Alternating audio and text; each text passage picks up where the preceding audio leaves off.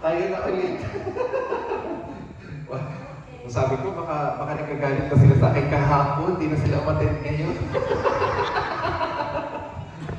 Ano po, sabi nga ng Bible, knowing the truth and the truth will set you free. And actually po, ito po ay dalawang session lang, pero ngayon, nag-pray ako kay Lord, sabi ko nga, gusto ko may introduction.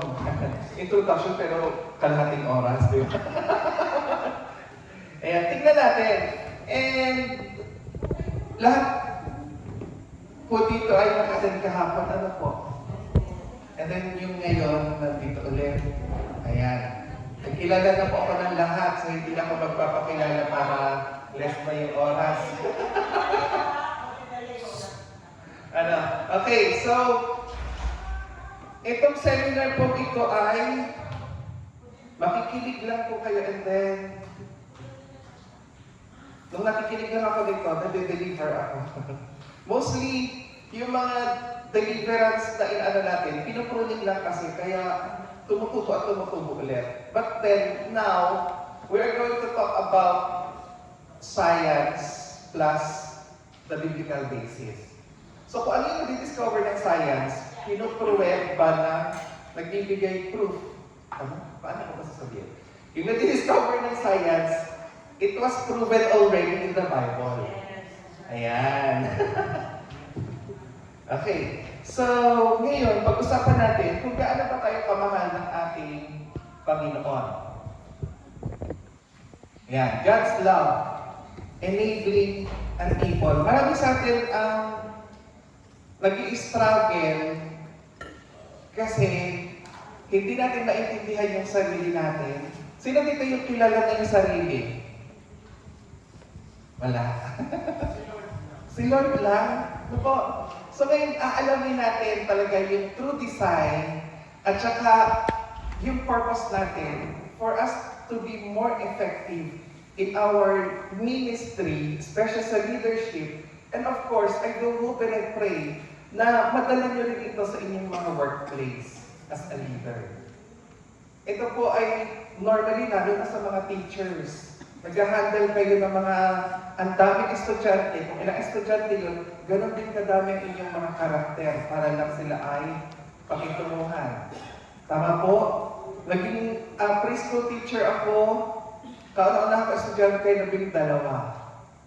Sa 12 yun, magkakaiba sila ng karakter. At gift ng isang teacher, how you are going to adapt in each character of those students. So same application sa buhay natin, kung meron tayong pinamumunuan, ganun din natin sila i-handle.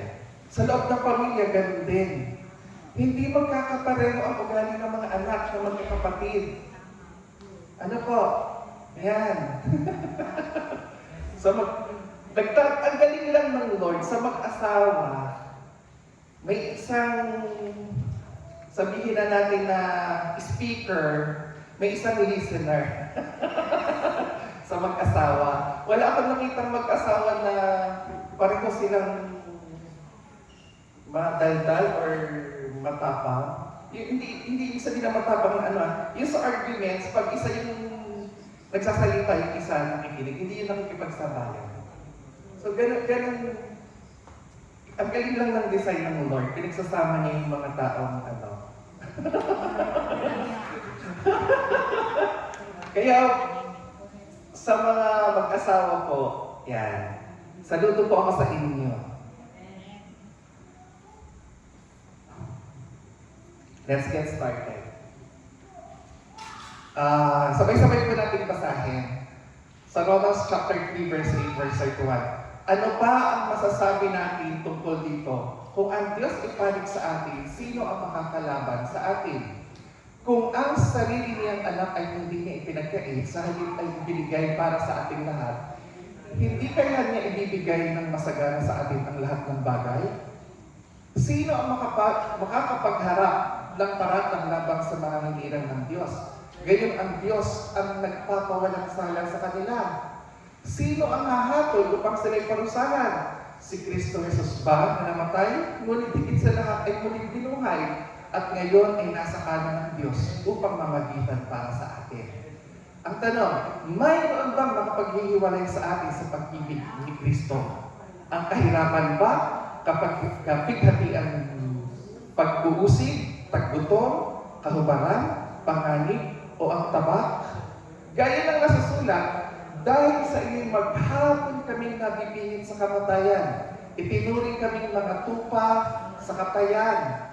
Subalit sa lahat ng mga ito, tayo'y lubos na nagtatagumpay sa pamamagitan niya na nagmamahal sa atin. Sapagkat lubos ako naniniwala na kahit kamatayan o buhay, mga anghel, mga pamunuan, mga bagay na kasalukuyan, mga bagay na darating, maging ang mga kapangyarihan, kataasan o kalaliman o kahit anumang bagay na nalikha, ay hindi makapaghihiwalay sa atin sa pag-ibig ng Diyos sa pamamagitan na ni Kristo Jesus na ating Panginoon. Pero ang tanong, gaano ito katotoo sa buhay natin? Gaano siya katotoo sa buhay natin? Ang ganda ng sinabi ng Lord. Pero bakit, Lord, ganito ang nararamdaman ko? Bakit parang ako na lang, Lord, ang binagsakan ng daigdig? Pasan ko ang daigdig, Lord? Bakit ako lang? Ako lang ba ang tao dito, Lord, sa mundo? Ako lang ba nakakaranas sa mga ganitong pagsubok? Ang bigat na, Lord, hindi ko na kaya. Bakit nangyayari ang mga ganito, Lord? Ang daming bakit sa buhay natin. Lagi tinatanong si Lord, bakit? Bakit? Ano nga po? So, panandalian po tayo, lumupa tayo mag-pray. Panginoon, purihin ka, sambahin ka. Salamat po sa muling pagkising mo sa amin sa umagang ito na puno ng sariwang pagpapala, pag-asa at pagmamahal mo. Kami po ay lubos na nagpapakumbaba at humihingi ng kapatawaran sa aming mga pagkakasala na nagawa namin sa isip, sa salita at sa gawa. Hayaan mo buksan namin ang aming puso't isipan upang mas maunawaan namin ng mas malalim ang kahulugan ng pag-ibig mo. Bigyan mo rin kami ng karunungan at katalinuhang nanggagaling sa iyo. Salamat uli, Ama. Samahan mo kami sa pagbubulay-bulay ng iyong salita sa umagang ito. Sa pangalan ni Jesus. Amen. Ang ganda na sinabi ng Bible, nasabi ng Lord na walang makapaghihiwalay sa atin. Yung tanong na, mayroon bang makapaghihiwalay sa atin sa pag-ibig ni Kristo? Anong sabi ko sa Psalms 139 verse 32, 14? Makikibasa lang po sabay-sabay.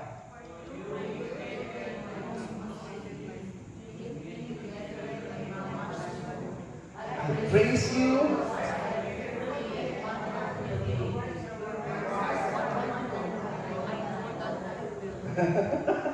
Ulit sabay-sabay.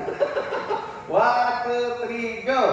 For you created my inmost being. You knit me together in my mother's womb.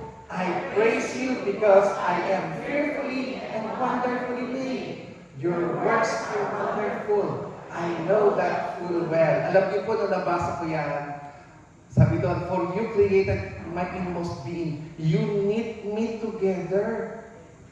Kaya ini-imagine ko, Lord, nagulat ka ba nung sinusulsi mo ako?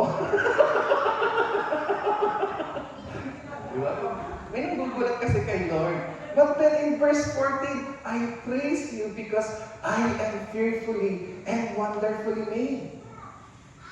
Kaya mas lalo akong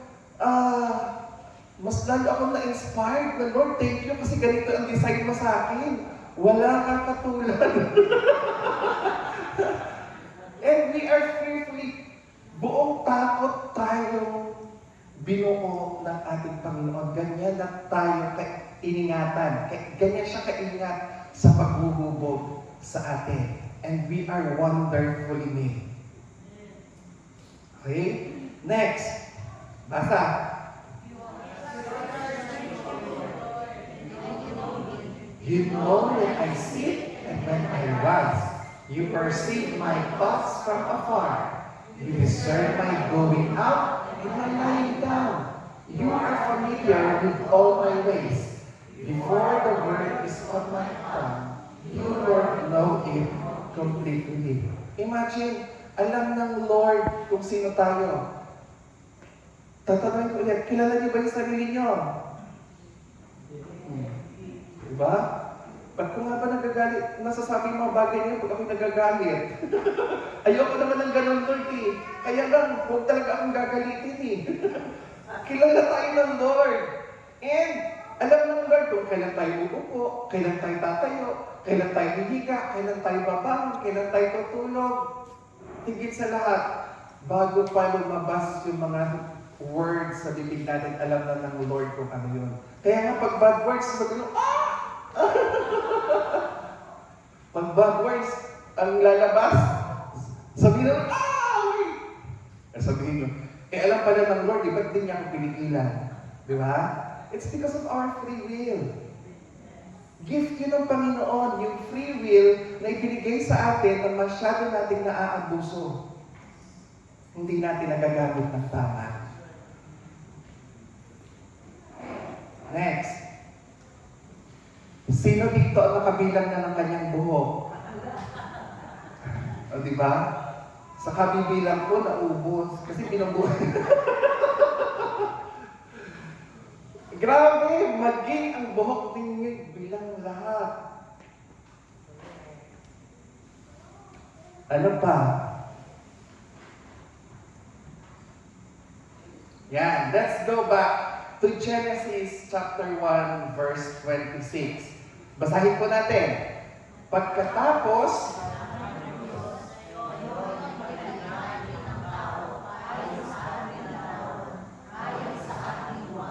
okay, look at your neighbor. Ano sabi sa Genesis? Ngayon, likhain natin ang tao ayon sa ating larawan. Oh, napakalinaw na sinabi sa Genesis na nilikha tayo ayon sa ating larawan, hindi sa unggoy. Diba? Sabi doon sa evolution, galing daw tayo sa unggoy. Sila lang yun, ako hindi. Kayo, bahala kayo. Basta ako sinasabi ko sa inyo, nilikha ako ng Lord ayon sa kanyang larawan, ayon sa kanyang wangis. Kaya dapat, dahil tayo ay nasa atin ang image ng Panginoon, kalukha natin ang Panginoon, ingatan natin ang mukha ng Panginoon. Tama po? God created man to be with Him, to fellowship with Him. We are especially made because we have a higher position than angels. Alam niyo, ganun ka-special ang tao. Ang mga anghel, pag nagkasala, wala silang second chance. Tapon agad sila sa impyerno. Pero tayong mga tao, kahit ilang beses tayo magkasala, ang kamay ng Panginoon laging nakabukas para sa atin. Kaya huwag naman tayong abuso. Ha? Okay? Isa pa, God gave us guardian angels to guard us. Naniniwala kayo? That's in Matthew 18:10. Tapos, imagine niyo, no? Nilikha ng Lord, okay, gawin natin ang tao. O, selfie muna tayo. Diba? Si Moses yung kauna-unahang gumamit ng tablet, right? Oh, high-tech naman. Oh, tala niyo ha. So, ngayon, I want to tell you that we are a miracle. Sabihin mo sa katabi mo, you are a miracle. We are somebody incredibly special.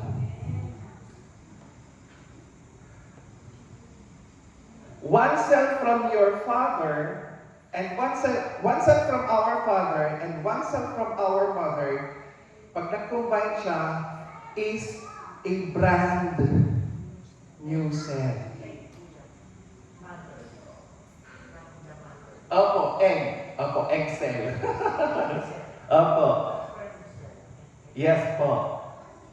Yan. Now, Alam ba natin that there are about 300 millions of sperm cells fighting for one egg?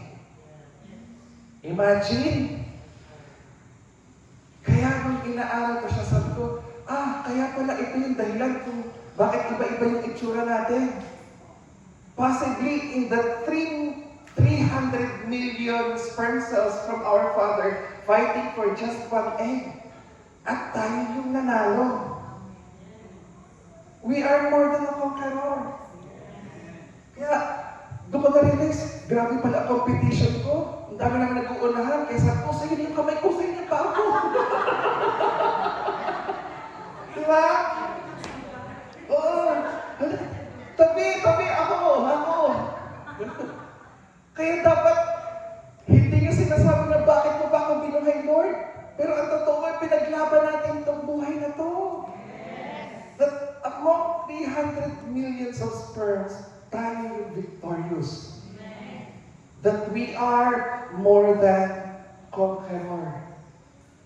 Kaya nakakalungkot na, kasi hindi na nare-realize na parang pasan niya ang daigdig, kanya na lang lahat ng problema. Pero ang totoo nun, nasa sinapupunan pa lang tayo, we are victorious na. Kaya, kung ano man yung hamon ng buhay ngayon, kaya natin maging victorious pa rin. Amen. No matter what. Ano po? And with this brand new cell, God created a new code that made our identity. Alam niyo yung DNA? Tama ba? Yung DNA, siya yung ano natin, yung identity natin. So from one cell, yan yung brand new cell. So galing sa sperm cell ng father and the egg cell of mother, yan yung brand new cell. Sabi niya, isa pa lang yun ha, sabi niya doon, with this brand new cell, mayroon siyang 3 billion characters written in the language of God. So, ganyan yung itsura niya, yung scientific na itsura niya. Na kapag ka daw in-stretch mo, yung single cell na yun in-stretch mo, ang haba niya ay 6 feet in length. Mahaba pa sa akin. And it will take 96 years to read the description of you. Imagine, patay ka na, hindi pa natatapos basahin yung isang single cell mo. Ganon katindi. Kaya huwag kang magtaka kung bakit until now, hindi pa rin natin naiintindihan ang sarili natin. Pero, I do hope and I pray na makatulong itong seminar na ito that at the end of this seminar, mas makikilala natin yung sarili natin at yung disenyo ng Lord sa buhay natin. At alam nyo ba, laging alam nyo ba? Sa DNA natin, may napansin yung mga scientists na parang may pattern. Yung pattern ba, na paulit-ulit na gano'n, parang may code. Kaya humingi sila ng tulong sa mga linguist, mga scholar, para aralin siya. At alam niyo ba, na na-decode nila yung, anong tawag doon? Na-decode nila yung code. At ito ay nakasulat sa Aramaic language, one of the oldest language in the world. Gusto niyo malaman kung anong nakasulat?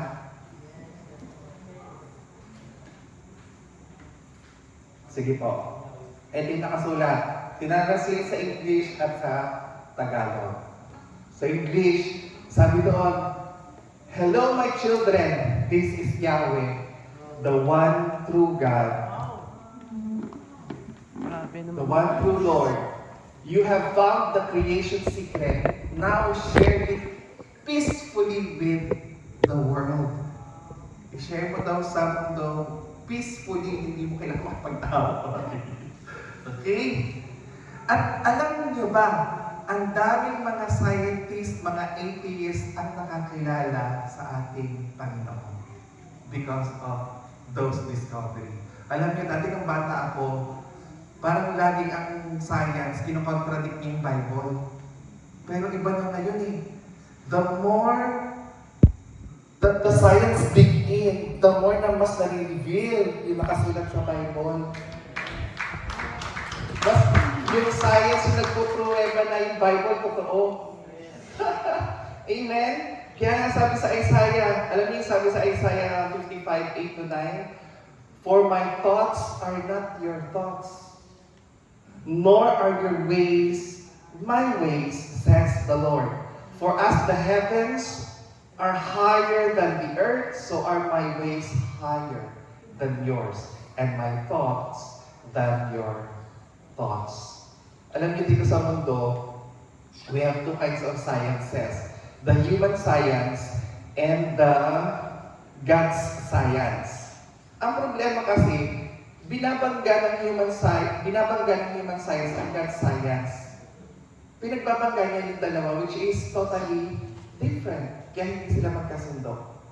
Kaya lang, dahil tayo ay nabe-brainwash ng mundo, yun yung paniniwalaan natin. Di ba yung ang sabi ng science that the earth ay millions of years na siya nag-exist? Pero pag aaralin natin mula sa timeline, mula sa creation, mula sa Genesis 1:1, in the beginning, God created the heavens and the earth. That's the day 1. Tayo po ay nasa 6,000 years na ngayon. Na-discover din naman yun ng science that the earth is 6,000 years old. And sabi ng science, bago daw likhain ang tao, di ba, yung na-extinct ang mga dinosaur. Actually, nung kinirate ng Lord sa ika-5 araw, ika-6, ang mga animals, land animals, kasama na doon mga dinosaurs. Kasama na yun sa Garden of Eden. Ang problema lang doon, during that time, hindi pa naman kasi corrupted. Hindi nga nila nasabi na, paano nila nasabi na carnivorous yung mga dinosaurs during that time, hindi pa corrupted ang mundo that time. So possible, everything is herbivores. Pero dahil napasok ng kasalanan ang earth during that time, according to the scholars, ayun, nag-iba-iba na. Naapektuhan na lahat. Hindi lang tao affected, pati yung mga halaman, yung mga animals. You see? It's because of the sea. Yun. Now, God's science has an obvious proof written in the Bible. So yun yung God's science. And while human science is full of theories without facts and proof. Puro theory lang sila. Puro theory. That yung dinosaur na extinct daw, it's because may malaking comet na bumagsak sa Earth. Do you believe that? Diba? Kaya, pag hindi tayo nagsaliksik na maigi, kung ano na lang yung una nating napanood, doon na yung paniniwalaan natin. May isa po akong gusto nyo panoorin ninyo, yung The Lost Paradise. Genesis. The Lost Paradise. I-check ko po yung kopya ko kasi wala siya sa YouTube. Now, this is us, 3 days old embryo with 16 cells of you. Wow, cute picture. 3 days tayo niyan. Nagkaroon na tayo ng 16 cells. Grabe yung miracle, no? Paano? Kung isipin mo, paano nangyayari? So in other words, the human body consists of approximately of yung isang buong katawan po nag-average daw po siya approximate of 30 to 40 trillion cells ang isang buong katawan. Siguro sa akin mga ano lang. Ilan lang? Ilang trillion lang sa akin. Mas nakakalamang kayo, okay? And nasa na ako. Sorry, nawawala ka. 3.8 to 4 million cells die every seconds at pinapalitan ito ng brand new cell. So nakaupo lang tayo na at every second may namamatay at may nabubuhay na cells sa katawan natin. Ibig sabihin, 24 hours a day, 7 days a week, 365 days a year. Ganon ka-busy yung katawan natin. Kaya pala kahit nakaupo lang tayo, mamaya, nakakapagod din pala maupo. Kasi busy yung katawan natin. Hindi siya tumitigil sa paggawa. Grabe, no? This is us, after 3 weeks of conception, our heart starts to beat. Sa isang araw daw, yung heartbeat natin, tuusin natin. Going back muna dito sa kabila. Yan. Kasi baka makalimutan ko. Di ba, 16 cells na siya in 3 days. Noong nagkakaroon ng division yung mga cells, nagkakaroon na siya ng kanya-kanyang function. Ibig sabihin, yung isang cell na ito ay puso, ito ay baga, ito ay liver, lahat ng part ng katawan natin, yung brain, ganon katindi, ganon kagaling yung design ng Lord sa atin. And, sabi doon, nung ikatlong linggo, nag-start ng mabuo yung heart natin. Kakaroon na tayo ng heartbeat. Ngayon, if an individual averages 80 heartbeats per minute, so ibig sabihin, sa loob ng isang oras, mayroon tayong 4,800 na heartbeats. Nakaupo lang tayo isang oras nakaupo. Nagkaroon agad tayo tumibok na agad yung puso natin ng 4,800 times. And 42 million per year, that's the average. At pag nakaabot tayo ng age 72, mayroon tayong average na roughly to 3 billion heartbeats. Sino po dito nasa 70 plus na? Wala pa? Apo, praise the Lord. Thank you, Lord. And pag inisip natin na ganito kadami yung heartbeats natin, masasabi natin yung heartbeats are the most precious commodity on earth. Our heartbeat. Each one of us is born with a lifetime supply of 3 billion heartbeats. Kaya kung tutuusin natin, we are a heartbeat billionaires. Billionaires pala ako, galing ng Lord. Sabi mo sa katabi mo, billionaires ka pala eh. Diba? And, kaya ang tanong ko sa sarili ko, or sa lahat, this morning, ilan na lang ang natitirang tibok ng puso ko?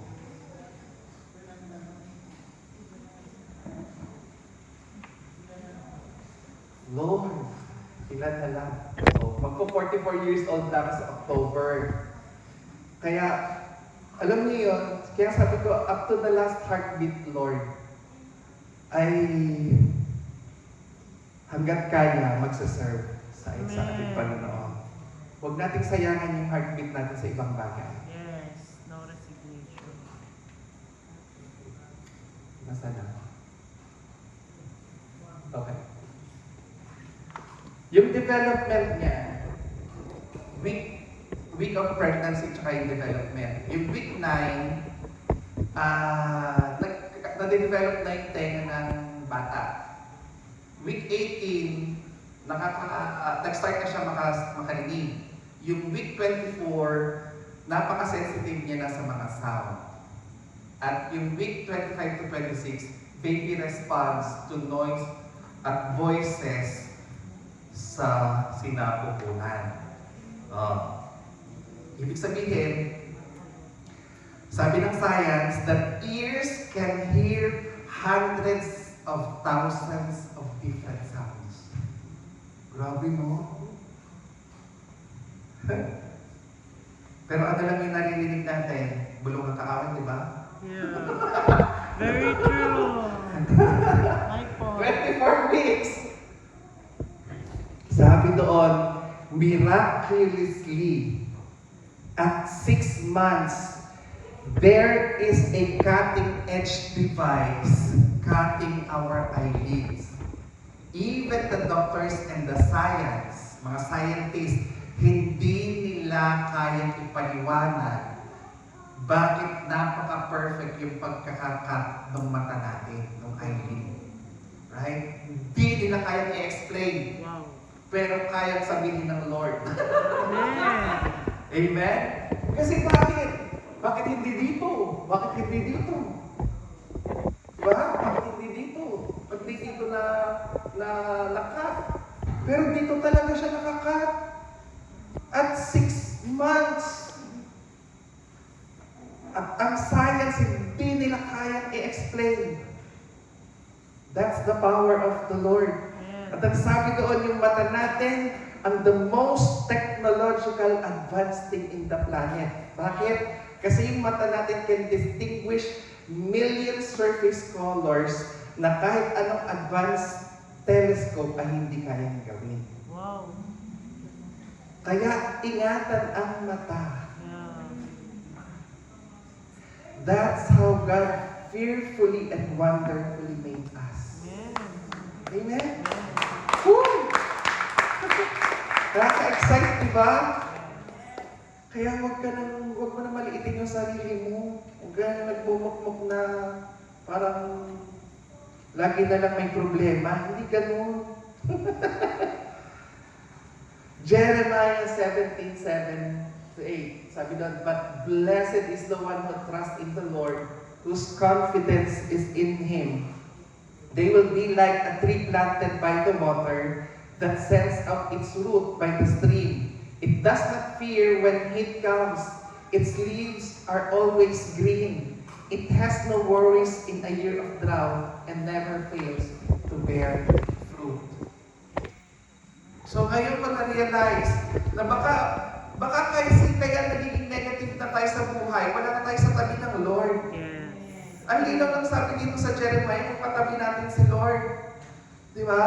Dalago tayong laging Confident. laging may sagana. Sagana sa buhay.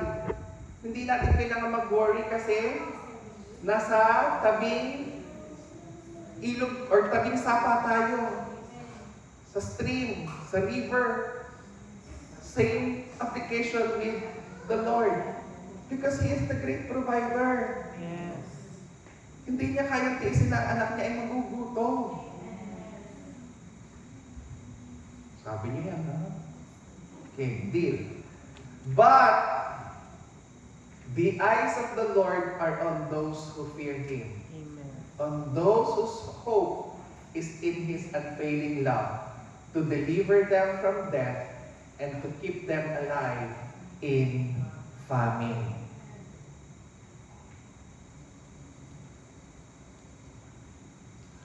Next, basa po natin. Sabay-sabay. Go. For I am the Lord your God, who takes hold over your right hand and says to you, do not fear, I will help you. Oh. Diba? Siguro yung kanang kamay ko na kay Lord. Likod ko kasi. Sorry, hindi ko nahanapin na kay Lord pala. Amen, Pastor. Amen. Hindi, you know what, hindi ko alam ang sitwasyon ng bawat isa. Ano po? Pero kung ano man ang inyong kinakaharap ngayon, ito ang promise ng ating Panginoon. That I am your Creator. Creator of the universe. I am a heart former. I will fix your broken life. Yun yung promise ng Panginoon. I am big enough to handle your situations right now. Tandaan natin ito mga pangako ng ating Panginoon na kung ano man ang mga pagsubok na dumating, gaano man kahirap ang daang iyong tinatahak, gaano man kadilim ang mundo mo ngayon, huwag kang mag-alala. Kasi narito lang si Lord sa tabi natin. Tutulungan tayo anytime. Just ask for help. Kasi ang Panginoon, sabi ko nga, binigyan niya tayo ng free will. So hindi siya mangingialam sa buhay natin kung hindi natin siya bibigyan ng authority to move in the midst of us. Yes. Pero gustong-gusto niya tayong tulungan. Kaya lang ang problema, hindi natin siya binibigyan ng authority. So, syempre nasa office ako. This is to authorize that Lord, you move in my life. Tapos ipapa. Diba? Oh. Notary. Notary. Ganun, para may visa. Okay? Kaya, sabi doon, I am the Lord your God who takes hold of your right hand. Kaya, no matter what, huwag kang bibitaw. Huwag tayong bibitaw. Ito ang pangako ng Panginoon, di ba? Ang sarap pakinggan, pero gaano ito katotoo sa buhay natin ngayon, sa sitwasyon natin ngayon. Lagi ko na lang naririnig kay Pastor, Jesus loves you. He is a great provider. Pero gaano nga katotoo siya sa buhay natin? That, sabi niya, I will provide. Kaya ngayong araw na ito, I will make sure to you that no matter what, bumitaw man tayo sa ating Panginoon, kailanman hindi niya tayo bibitawan. God is always there holding it together no matter what. It is by looking deeper in our anatomy. Going deeper tayo sa ating katawan, lupa. Ito yung tinatawag na a little protein molecule called the laminin. So one sperm cell from our father, one egg cell from our mother is a brand new cell. And from this brand new cell, it will multiply to create different functions and organs. Kaya sabi ko kanina, yung 16 cells doon sa ikatlong araw natin, may iba-iba na yung function. So, ibig sabihin, group of cells become tissue, and group of tissues become organs, and group of organs makes the whole body system. Hindi ba kayo nagtataka kung ano yung hindi ba tayo nagtataka bakit yung mga puso, yung mga laman dati hindi naghahalo-halo? Di ba? Tabi-tabi sila, magkakabukod. Ito yung puso. Pag-operahan, ito yung puso lang. Ito yung lungs. Ito yung, tama ba, liver? Hindi ko alam, hindi ko kasi kita. Basta nasa loob. Yung bituka mo, large intestine, small intestine, appendix mo. Di ba? Everything is organized. Pero hindi siya yung naghahalo-halo. Hindi siya nagbubuhol-buhol. Di ba yung intestine natin? Grabe! Oh, pag natulog ka nga, di ba, pag ang likod-likod mo pa, may pag-gising ko sa umaga, yung mga beddings ko, gusot-gusot na. Pero yung intestine ko, hindi naman sumasakit yung tiyan ko kasi everything is organized. Hindi silang gano'n, ang galing mo. Tindi ng Lord. Naisip pa natin kung ano yung reason kung bakit nangyayari yung mga gano'n. And that is what we call the laminin. Yung laminin is a cell adhesion protein molecule that holds the body together. So yung laminin is a vital for the maintenance and survival of the tissue. Pag nawala yung laminin, maano siya? Maagnas. Oh. Nawala yung laminin. Bakit mahalaga ang laminin? Kasi yung cell adhesion, siya yung nagpapakapit doon sa mga cells para hindi siya maghiwa-hiwalay. Siya yung cell migration. Siya yung nag-guides at nagre-regulates ng movement ng cell during the wound repair. O bakit pag nasugatan tayo, di ba dumudugo siya, pero hindi pang habang buhay yung dugo. Tumitigil siya, naaampa. It's because of the laminin, yung cell differentiation. So siya pala yung nag-hold ng puso natin para hindi siya humalo sa ibang organ. Yung laminin, tissue development, tissue repair. At ibig sabihin, siya yung structural support. Kung sa building, meron yung mga bakal para tumibay, ang katawan natin may laminin. Para hindi basta-basta bumigay, bumagsak. Ha? Oo. Di ba? Ganon. Ganon yung laminin sa katawan natin. Oh, balikan natin na. Sabi ng Lord sa Genesis 1:26, let us make man in our image. Gusto niyo makita yung laminin? Right? Gusto niyo makita yung laminin, di ba? Ako din na-excite dito noon eh. So, this is the scientific diagram of laminin sa katawan natin na nag-hold together ng ating mga basta yung buong katawan natin. So, ito yung itsura niya.